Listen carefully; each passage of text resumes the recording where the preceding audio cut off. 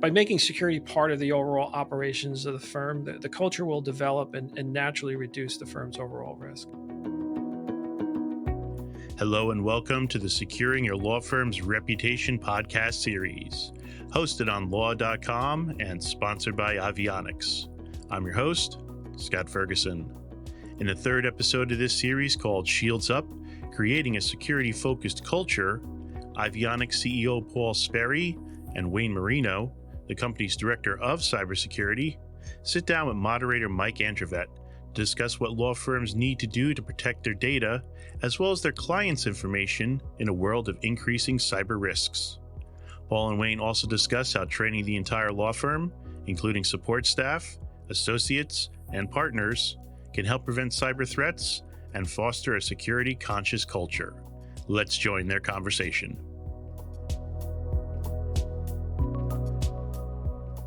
Hello, and welcome to part 3 of our podcast series, Securing Your Law Firm's Reputation.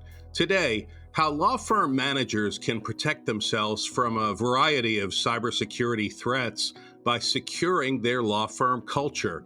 Our program is sponsored by the technology experts at IVIONICS. I'm your moderator, Mike Androvet. Paul Sperry joins me. Paul is the CEO of IVIONICS. Paul, thanks for joining us. Thanks, Mike. Glad to be back. And Wayne Marino, who is the company's director of cybersecurity. Hello, Wayne. How's it going? Pleasure to be back. I think we can agree that law firms are rich targets for cyber intrusions, but to ground us in this conversation, can you talk about what form those intrusions typically take? Sure, absolutely. Yeah, what we typically see is mostly phishing type of attacks. Those phishing attacks will either try to get the users to provide their credentials or try to trick the user into providing remote access into their machine. This type of attack could lead to other things as well, like we see like ransomware attacks where the attacker may try to encrypt the files on the network or on the machine and potentially try to demand a ransom in relation to extorting the firm because they have access to the client's confidential data. A good example of this is to prevent something like this is security awareness training, right?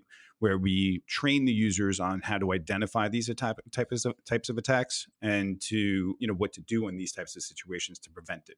Paul, Wayne touched on this a little bit, but I always wonder, what are these bad actors looking for? And in your experience, are law firms, doing enough to protect both their firm's data and their clients' confidential information? So we talked on a little bit about this in the first episode. What they're really looking for is information with the greatest intrinsic value that can be monetized. We're often asked the proverbial question, or what are other firms our size doing? Which surprisingly and sadly still appears to be the most common method firms are using to ascertain their security strategies. To really determine whether a firm is doing enough, we would need to know more, such as, what does their security posture look like? What's their risk tolerance? What practice areas do they have? Information systems, and even their culture. In general, we see kind of two schools of thought out there. It's, those that, haven't experienced an incident and they're doing the minimum, such as, strong passwords, antivirus, MFA, security awareness training.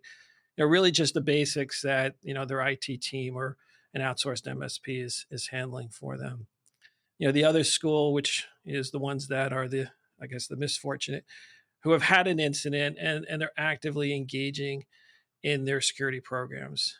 They're implementing, vulnerability management, security monitoring. They're often using GRC software to establish a framework, bringing in security experts to really, help manage the firm's overall risk. Wayne, I remember in the last episode, we spoke about developing an effective IT security framework, basically a plan. But any plan's only as good as the people who are implementing it. So in a typical law firm, when you were first called in, what's the culture like? Typically, we see firms' culture focused around work production, right? Sometimes this culture can conflict with cybersecurity initiatives because security either disrupts the typical workflow or it can kind of slow down that process. Other reasons why firms may have undeveloped cybersecurity programs may be because the firms are under the impression that they're too small or it's too difficult for them to accomplish. Firms don't fully understand that retrofitting cybersecurity could be more costly and more difficult to, change people's way of working, and, change just in general could be difficult. So adopting it at an earlier stage, it could be a lot easier for the firm. And not only that, it allows the firm to scale those costs over time rather than just getting hit with a big bill later on. Well, this may be an sound like an obvious question, but when you go in to secure the law firm culture, what are you seeking to accomplish or change from what's currently being done? First and foremost is awareness. I like to say everybody needs to be in the know. The reality is we're all busy and have a zero tolerance for mistakes, especially those that can shut a firm down for hours, days, or longer.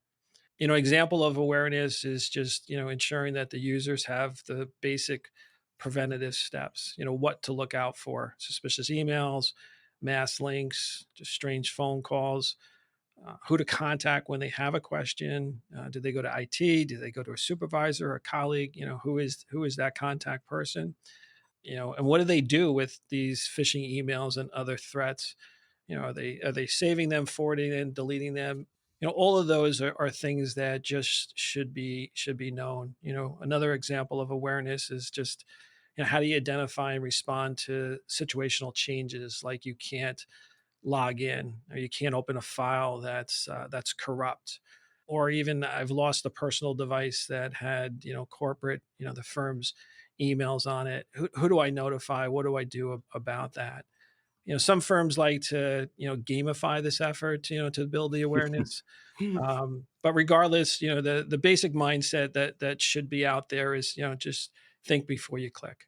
And Wayne, how important is it to get buy-in, both from management, but the attorneys as well, and support staff who work at the firm? It's critical. If you don't have buy-in, you're not going to have any results, really. But what does buy-in mean, right?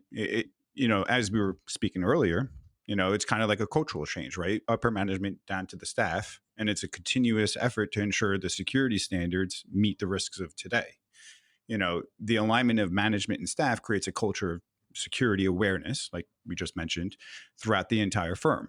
Typically, the human element is, kind of the limiting factor here. An example of that would be like MFA, right? A user may not want to have MFA deployed on their laptop because it requires the user to unlock the phone, have their phone available when they're unlocking their device. And it just overall slows down the workflow. So what is that, like multi-function access? Yeah, multi-factor access. So it's like something something you have, something you are. Those are the three different factors that we could use. And what that means is that, users don't like that impediment to their workflow, but if they better understood, what the reason for it was, that it's protecting the critical data on that laptop. That's where, we need that alignment between upper management and staff, and, the better understanding, through awareness and training, that we create this new culture throughout the firm. Right. There's that tension, at least perceived maybe by the folks you work with, between the productivity and the security. So how do you go about training an entire law firm, beyond awareness that you've discussed? What is it that you're teaching? Great question. I mean, that's a big challenge out there that all firms are facing, and many of them have already started with the security awareness training, which is just a video session that the individuals of the firm participate in, which is a great first step. But to me, it goes beyond training. It's a behavioral change that needs to take place across the entire firm.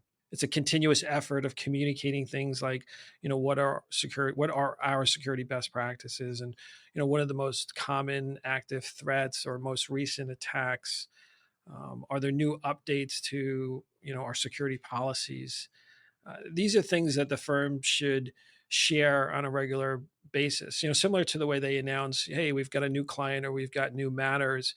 Announcing these security initiatives and successes, such as the firm has experienced you know zero security incidents in the last quarter of the last year, or no staff has failed an internal phishing test this month.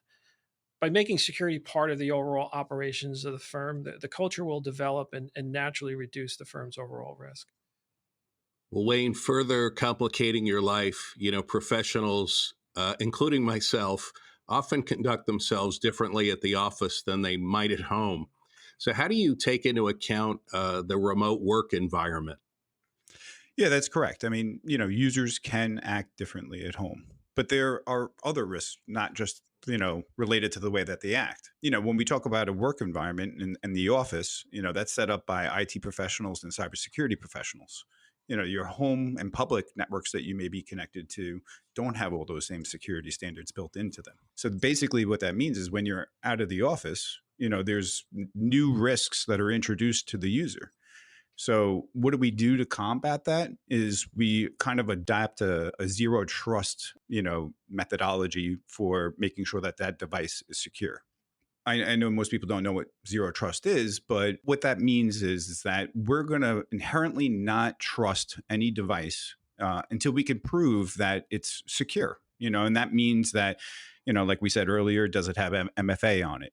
Does it have MDM, which is mobile device management, or EDR, which is endpoint detection and response, meaning that these are all different technologies that are used to secure that machine.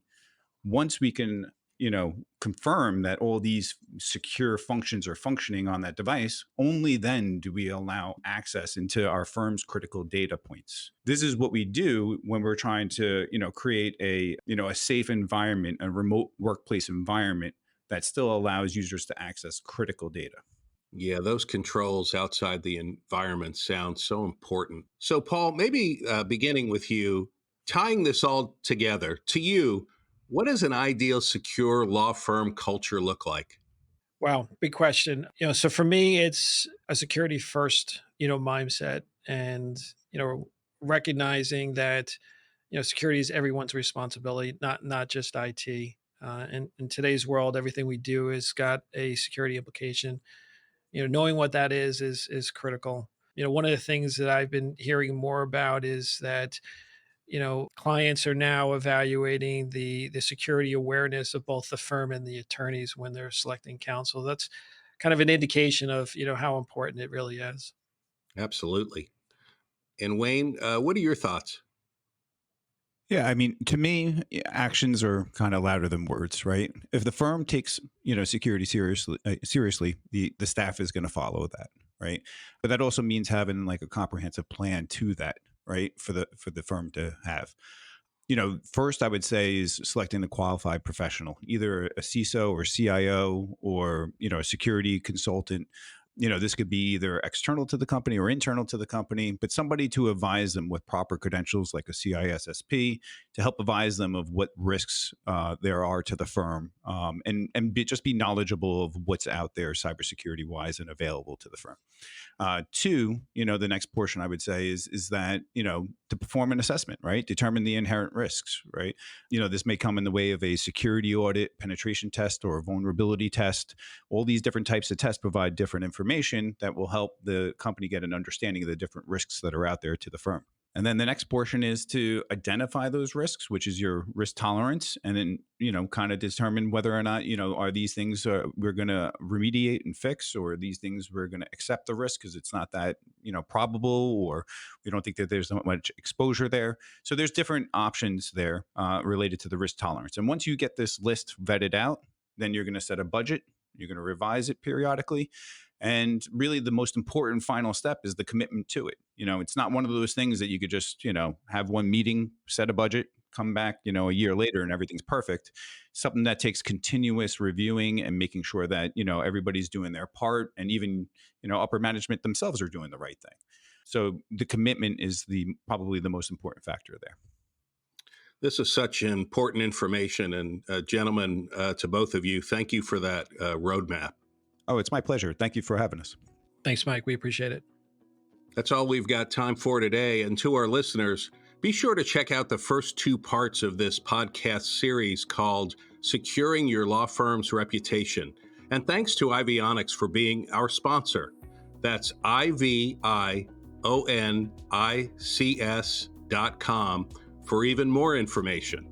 I'm Mike Androvette. We'll see you next time. That's all the time we have for this discussion. Check out other episodes in this series to learn more about cyber risk and cybersecurity. I'm your host, Scott Ferguson. Thanks for listening.